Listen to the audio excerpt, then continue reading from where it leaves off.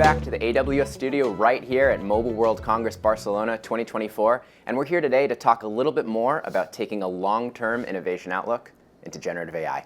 I've got here two fantastic experts, panelists, or as we call it, generative AI aces, with us here today. Start with a round of introductions. Over to you, Chris, and then you're off. Great. So I'm Chris Featherstone. I actually help run all the business development for AI and ML in general, and that means classic pattern recognition as well as all the generative techniques and stuff. So it's been a really fast roller coaster and ride. So. Neerav Kingsland, head of business development at Anthropic, which is one of the premier large language models on Bedrock. I mean, we've certainly kept you busy, Neerav, over the past 48 hours now. This is episode 3 of Anthropic plus AWS. Maybe we start with what have been your experiences so far at Mobile World Congress, and why do you think this has been the year for generative AI for telcos? Yeah, I think it's a spectacular time in that 2023 was really a lot of iteration, a lot of proof of concepts, a lot of demos. 2024 is the year we're going to see enterprises go live with use cases. And so you can feel that energy at MWC, and that numerous of these telcos are going to be launching their first generative AI projects in 2024. I think I really want to jump into what it takes to build that LLM. And just for folks tuning in here, this is episode 3. We started our journey talking with Will Cho from the SK Telecom team, a live customer example about how the two of you work together to solve an immediate customer challenge. We work backwards from customers. This is what we do here at AWS. Then we started to think about the narrative around how does AWS and Anthropic work together? What's the vision? What's the strategy? And what does that look like in practice? That was episode 2 with you and Samir. Now we get to talk about the fun stuff, developers, builders. What does this actually look like? And then does this change? Do the ingredients change in the 3 to 5 year time frame? But we want to start with today. So over to you, Chris. Today, what does generative AI with Anthropic look like on AWS? So one of the key things that we've been working closely with customers on is, like you said, we work backwards, figure out the use case, really dive into what that prototype is that they need to be able to see, touch, feel, to understand how to make the next decision and the next move, right? Part of that has been, let's pick a model that will help them really understand what that means. And in most cases, let's shorten the time to value as much as possible. And Bedrock and the model from Anthropic with Claude has been, just a heaven sent for us, because it gives us the ability to either do the summarization, or whether it's that use case, or to actually do the reasoning, that we need in order to help them get that first perspective to understand that it's not mysticism, it's not, that difficult to get these things up and running. It then becomes our opportunity to go and find the data to actually make that more relevant. But the beauty of what we've done with Anthropic and them leaning in so hard with us, which is, again, been so, really, really beneficial, is that it's cut that time to value, exponentially. So we're doing prototypes in a day, as opposed to doing 6 weeks, things like that. I think that's fundamentally different than the traditional experimentation journey for cloud infrastructure. Serverless opportunities through Amazon Bedrock, the barrier to entry, whether it's low-code, no-code opportunities through the likes of Party Rock, or just playing around in Bedrock, the barriers have never been lower. Yeah. And so from your perspective, Neerav, as you think about Anthropic offered through Bedrock, what's the difference between Claude that you can get natively through Bedrock, and then a telco LLM that you might build from the foundations of Claude? Yeah, so think of Claude out of the box as a generally smart, capable agent that can help you with workloads, but that's not going to know a deep amount of your industry-specific knowledge. So when it comes to telcos, things on the consumer side, like a family plan and all the nuances of how consumers sign up, or on the hardware side, when you get into networking, Claude is not, or any large language model is not going to have that deep industry-specific knowledge. So what we're doing with our telco partners on AWS is partnering with them, getting their data to put into our model so that we can get a fine-tuned model that deeply understands the telco industry. And so as telcos go through that decision-making matrix of the who, what, where, why, and when, what are like the top 3 questions or concerns that you often see? And how do we quickly work with them to address those needs? Yeah, so it's definitely, first and foremost, what is it that we want to be able to do? Right. And we take, again, a systematic approach is to really dive into, it's interesting, everybody wants to do something quote unquote cool, right? But cool doesn't necessarily equate to business value. So it's our job, my job, to jump in with them and say, okay, what is going to actually be something that's going to drive business value that we can be quantitative and measure and figure out what those skills. And then that's where we work backwards. And then we go figure out, what data to get and who's going to do that. And a lot of folks believe that they need an army of data scientists and they need an army of folks that were really good at AI and ML and feature engineering and all that kind of stuff, and they don't. In fact, quite the opposite. And they also believe they need to go curate all of the data as well, and they don't. We can start with simple amounts of information. In fact, in a lot of cases, we can start with just a spreadsheet of information and put that into the model and actually understand, meaning we reference it in a vectorized way and then utilize the model to come back and give us some key parameters just to get a perspective. And then we go back to and say, okay, we have this specific thing. Now let's continue to build more data, more data, more data. Gives us more opportunity to ask more questions, more insights, and then we look at putting those actions into automation and go. When you think about business value too, telcos are under pretty intense economic pressure right now. And I think one of the good news with AI going forward is it's going to get faster and cheaper. So we'll be releasing a new set of models in 2024 that we believe will be the most cost efficient in the world, which will be particularly well suited for the telco industry. So I think all the building that's happening right now is really going to lead to a lot of economic value over the next couple of years as the models get faster and cheaper. Yeah, that was going to be the third thing is they haven't been asking how much is it going to cost to do this, and that's coming. And part of that is getting ahead of it, like Neerav was saying. If we can get ahead of that, we know what the cloud economics will somewhat be with the different serverless features and things. That's pretty straightforward. However, they also believe in the misconceptions, and you've gone through some of this, where they feel like they have to train and tune their own, build their own model. No, they don't. They feel like they have to fine tune a model. In most cases, no, they don't. And so getting into some of these things and dismantling those rat's nest of preconceived notions and ideas is getting them to just a comfort feeling of, okay, here's really what we're going to start with, something small, let's crawl, let's walk, let's run, and then figure out what that is in terms of those costs, right, associated with it. Because there's, like Neerav said, imagine, an environment where they're always asked to do more. They're being asked to provide faster speeds, more data, more information, cheaper handsets that they're more capable at a lesser cost that they can never increase over time. So it almost sounds like an inflection point in the industry where the transformation pressure to embrace generative AI isn't an inhibitor, it's an accelerator. That's different. Is that what you're saying? Absolutely. Yeah, I think it's going to open up a lot of doors for telcos. If you think of the past 10 to 15 years, they lost some of their edge when it came to the app layer, to the agent layer, where, it was the software companies in the Bay that won a lot of that business. But I do think there's an opportunity here if telcos can jump ahead with AI to be the innovators. They have some of the largest distribution in the world with their customer base. And if they can use AI to please those customers and drive more value, they can not just have efficiency gains, but they can have revenue gains. I want to go back to that App Store prediction that you were mentioning there here in a second. But as we start to pivot to that medium-term innovation outlook, so let's say 2 years from now, we're back at MWC. It's 2026. Wow. 2026. Do the ingredients of how you build foundation models, integrating, say, Claude with telco-specific data, do those ingredients change, Chris? I don't know that they change, the core fundamental pieces of the recipe is we need data and we need a use case, and then we need the ability to infer, right? And so part of that, that we've always, I think, in terms of AWS has always done a really great job of democratizing the space in the form of giving, choice to all the different, personas of implementers. So whether that's at the lowest level PhD or that's the folks that want a no-code solution, we'll cater to all of that. So not that the recipe will change in terms of those, but I think the tooling will change and get easier for those who want to implement things quicker. We'll see some more off-the-shelf managed services.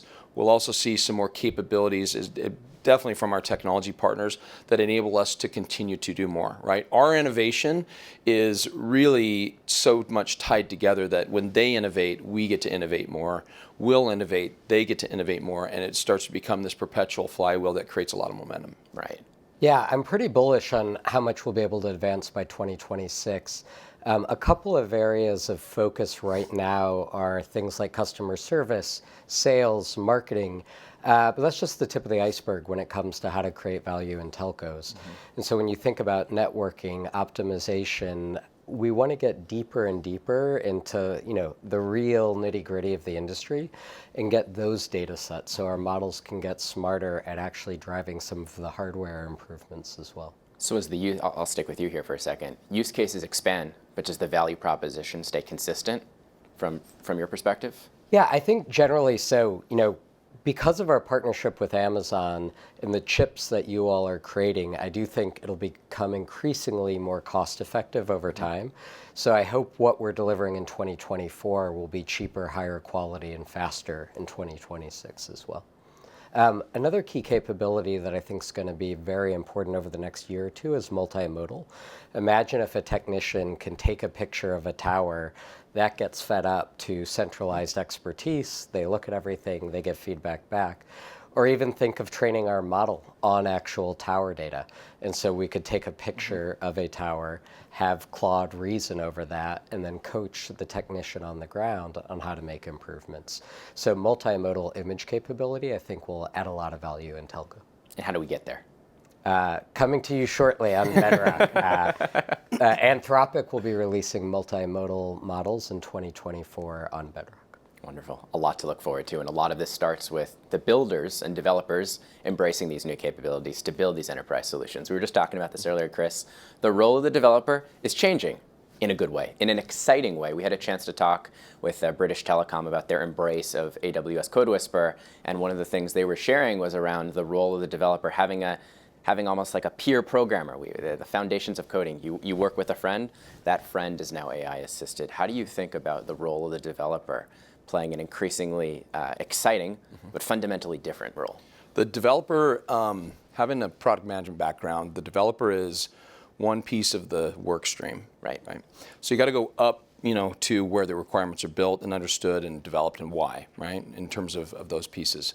So part of what we do with those scenarios now is look at it from the perspective of utilizing these types of models, and we've done this. We've actually done this with BT too, but done this in terms of let's figure out what it is that we need to build and have the reasoning there with all the core specifications, compliance standards, and all those parameters that a developer and or somebody that wants an application has to live within.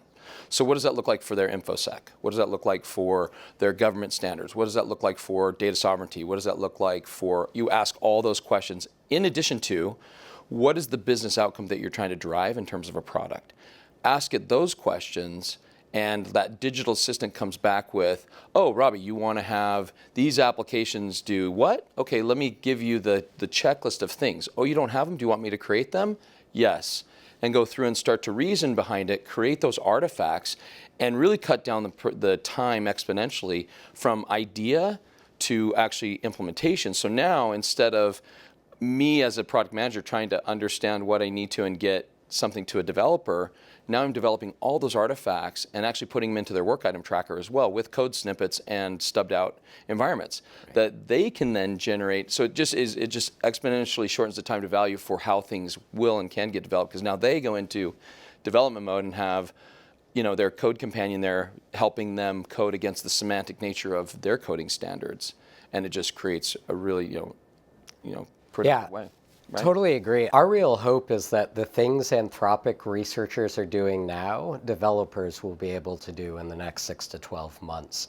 And so when you think about the tools on Bedrock, like Amazon Q, when you think about the Gen AI Service Center, when you think about the APIs will be unrolling, there's just going to be a whole set of tools that are going to take the things that right now only a small select people, really group of researchers in the world know how to do, and we're going to bring that to the whole developer community. And so as we think about this new community of builders with this new unique skill set, how do we measure then the downstream end customer impact and metrics we should be taking a look at longer term, Chris? So part of that's going to be just in terms of obviously, productivity. But when we start thinking about that from the user, we have to look at upstream capabilities. If it's in telco, we have to absolutely look at what does downtime look like? What does the time to detect, diagnose, and remediate look like? And then what does that look like in terms of how much time we can cut out there to save quantifiable dollars? And some of those signals coming from, customers calling in, right? So that's a huge data signal for them because they may not know that there's an outage, but customers are calling because they don't know what's going on. In fact, we have some telcos that will put their customers in permanent roaming to, almost just offset them just a bit to figure out maybe they have a bug on their device or they have, they've been hacked or something. So it's almost like they're quarantining, with some of these, but then also that's a degradation of performance. You feel that impact comes, guess what you're going to do? You're going to churn. So if we can look at it from the perspective of upstream capabilities are going to be really huge impact drivers to downstream interactions, and then from those downstream interactions, how we actually look at that from the perspective of really the value metric is lifetime value. What is the lifetime value of prepaid, postpaid customers? How do we actually interact with them appropriately? And what does that look like in terms of just focusing on them? They're the ones that are paying the bills. Right. And then we have to look at how much can we shrink costs here, how much can we really focus on them and upsell and drive value to them that then really just equates to business value of the organization. So say farewell to NPS and CSATs? I believe so. You know my opinion on those metrics. I think they're interesting for just in time, but not for the overall measure of the value of your customer. I mean, to Chris's point, in thinking about the value to the customer, I hope we'd see the results in the data when it comes to churn. Mm-hmm. Every time a customer churns, that's somebody who wasn't pleased by their provider. And I'm hoping with AI and the capabilities we're bringing in that we'll have happier customers, which means less churn. And I think that's something we can start looking at as early as throughout the course of this year, as more and more customers are rolling out these chatbots. One of the earlier use cases we see, we should see early, not just customer demand signals that, hey, this is something I want, but this is something that brings me value, lifetime customer value, as you mentioned. So super excited to see how that evolves. So Neerav brought up the fact that those use cases are going into production now, right? The customer-facing ones are all going to be in customer experience. Right. The internal ones, we'll see them really start to generate around the network optimization, observability, things like that. So the best part about the customer experience piece is it hits so much right in the center and the bullseye of these core metrics and what this looks like. And I love the fact that these are going to be the first use cases going out to production. If we look a little broader then, beyond the relationship between telco and end customer and even partner ecosystem, we can start to think about the entire way that we interact with our devices changing. The App Store ecosystem, I know we were talking about this a little before. Neerav, tell us a little bit more about what you think might happen in the years to come here. Yeah, well, predicting the future in AI is obviously a difficult thing, and it'll probably happen sooner than we expect. But I think it's just kind of hard for me to imagine that, in 2, 3, 4 years, we're going to pull out our phone and see a bunch of squares that, we kind of have to move around, find the right one. And we're going to be working with agents. So you're going to be talking to your phone, giving it instructions, and all the orchestration that it takes to deliver what you want is going to happen underneath the hood. And it won't be you clicking apps, it'll be you talking to your assistant. So I really think that's what the future is going to look like, which is pretty revolutionary. The App Store has been kind of the way we've interacted with our phones for so long, and I think that'll be all up for grabs in the coming years. Yeah, the App Store revolutionized the way we do things today. It really did, because it democratized the everything being locked to a single set of devices, right? All you have to do is go back and look at history in terms of like what killed BlackBerry. Everybody believes that it was, really the App Store and the developer community to build those apps, right? Which actually, opened up the door to so many different opportunities. Part of that, though, is, when we start looking at our carriers, this is where they've, like Neerav said, that the folks in the Bay Area have really been able to gather and capture all of that revenue because of these apps on these devices that are tied to their network connectivity. So then you start looking at them from the perspective of how do they claw that back, right? They're not going to provide all the apps because that's not, that's already been done. So now, what's next in terms of how they really provide value? Because everyone and everything has to be connected, right? We talked about this in terms of if you lose your phone or your wallet, what's more important to you? Phone. Exactly. The key, though, about being connected, though, is that it's now part of life in an emergency situation as well. So when we're in an emergency situation, we don't have connectivity, we're in a bad spot. And that's interesting because now these providers are required to be the utility to provide, like sustainable life in a lot of key places, which again is a pressure cooker for them to, not only look at it from the perspective of I have to provide communication there, I have to provide connectivity there for all people, and systems and things, and I have to provide it at a price point that makes sense for these people to pay, and yet we have all these customers that are churning because they just don't like something. Do you know what I mean? It quantifies very, very quickly in terms of how we then have to think about helping them with these different use cases, and like Neerav said, the costs associated with that, and the brave new world of how to keep people connected in this, in the future. Well, if that's not a long-term innovation outlook, I don't know what is. I think we've talked a little bit about the future of the app, the future of the user interaction. Now we can talk about the future of connectivity and the future of the device. What do you think that's going to look like? Again, I don't have my crystal ball or my magic 8-ball to say, is this going to happen or anything like that. And I'm definitely not, the deep in all the network-related items. But you can walk around at this show and see where these companies are really innovating on utilizing the next generation of services. So what does 6G look like? What's the promise of it? What is it supposed to be, doing? Is it give us the ability to, distribute the computing across devices, like the whole mesh frameworks that we used to do in the past, right? And I'm a firm believer that old architectures applied with new technologies provide new opportunities, right? And they were just old patterns and anti-patterns. So what do we do with those? And is it going to give us the ability, like Neerav was talking about around the apps, where you have your digital assistant in the palm of your hand, but it's not there as a reaction device, it's there as a proactive device too. Robbie, you need to get up and you need to start working out at this time, right? And it almost knowing you cognitively, but that can't come on a single device because that may be cost prohibitive. So now can we share the computing, but of course in a secure way and do all that kind of stuff? I don't know, but that's just what we're starting to see in terms of these providers. It's amazing. Yeah, I'm curious to think about how this will get commercialized across telcos. One thing we've seen over the past couple of years is a lot of innovation in the bundle. And it wouldn't surprise me if choosing your digital assistant as part of your new bundle. And so how telcos play into that with their distribution networks will be really interesting to see. Yeah, they have the data.